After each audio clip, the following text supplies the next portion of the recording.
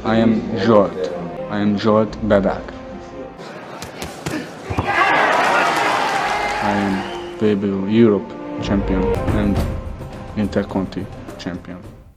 Olympian at Mr. Lefuk ng bansang Hungary, Tinagritero di Donaire. Magandang araw mga pre, mayong adlaw po sa mga Bisaya diha. Sa video ito, pag-usapan natin ang naging laban ng ating kababayan na si The Flash Nonito Donaire kontra sa tinaguriang Mr. Lefuk ng bansang Hungary na si Zsolt Didak. Pero bago natin simulan, kung bago ka pa lang napadaan sa aking munting tahanan, suporta naman, click mo lang ang subscribe button at notification bell button. Palike na rin ang video para lagi kang updated sa mga bago kong upload.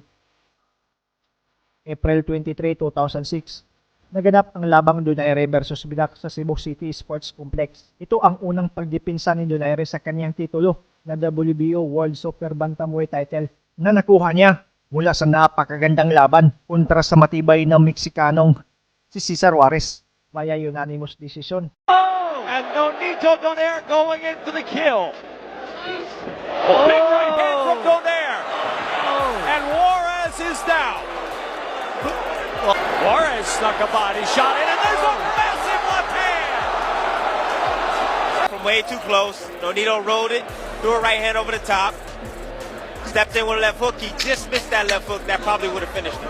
Down, much cleaner. Nonito stepping around. A few more bombs to be thrown to close out this spectacular fight.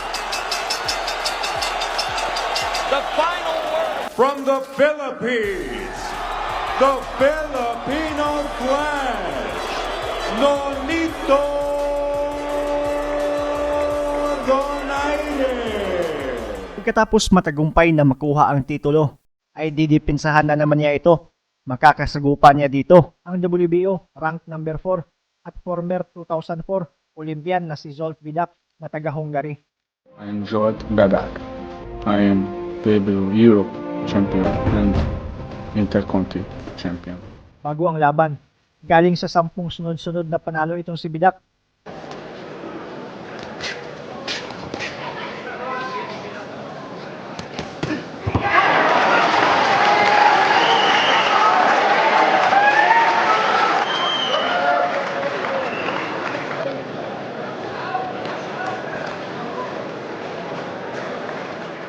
At sa kanyang Olympic career noong 2004 ay natalo niya sa round 32 si Abner Maris na ngayon ay naging 3-division world champion.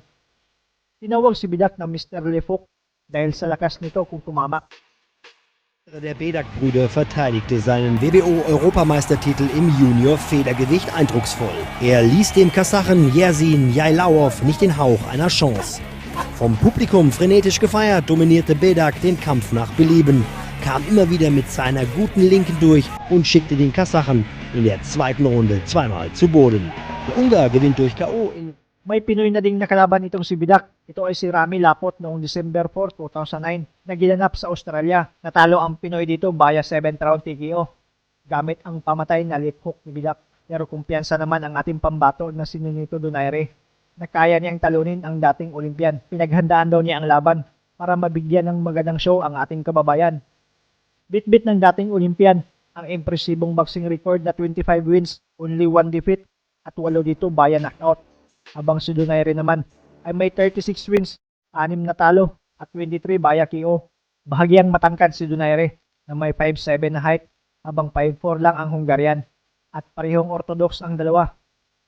Sa gabi nga ng sagupaan ay makikita talaga ang experience ni Donaire sa ibabaw ng lona. Ang Mr. Lefuk ay talagang di nakaporma sa bilis at lakas ng kamao ni Donaire kung makatama. 2 beses ito napatumba sa round 2.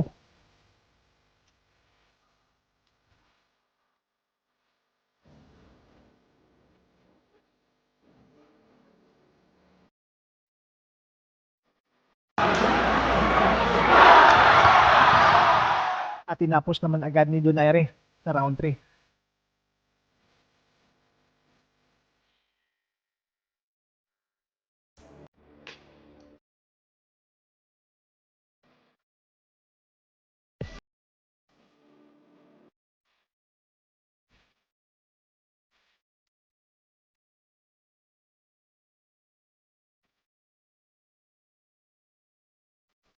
Matapos matalo ni Donaire, itong si Bidak ay nagretiro na rin ito sa boxing na may boxing record na 25 wins, 2 talo at 8 bayak KO. Palike naman ng video kung nagustuhan ninyo ito. Maraming salamat sa panonood mga pre. As always, amping permi.